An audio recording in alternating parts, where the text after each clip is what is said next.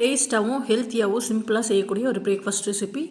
ரொம்ப ஈஸியாக செஞ்சிடலாம். எப்படி செய்கிறதுன்னு பார்க்கலாம் வாங்க. இதுக்கு நான் ஒரு வாழைப்பழமும் ஒரு ஆப்பிளும் எடுத்திருக்கேன். இதை கட் பண்ணி எடுத்துடலாம்.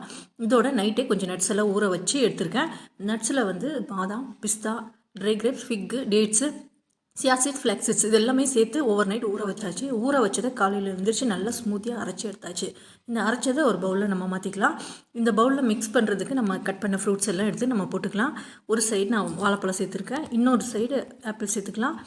கொஞ்சம் தேங்காய் துண்டுகளும் சேர்த்துக்க போகிறேன். தேங்காய் சாப்பிடும்போது ரொம்ப நல்லாயிருக்கும், க்ரன்ச்சியாக எனக்கு ரொம்ப பிடிக்கும். அதனால் பிரேக்ஃபாஸ்ட்டில் கொஞ்சம் தேங்காய் ஆட் பண்ணிக்குவேன். அதனால் கட் பண்ண தேங்காய் கொஞ்சம் சேர்த்துருக்கேன் இந்த சைடில்.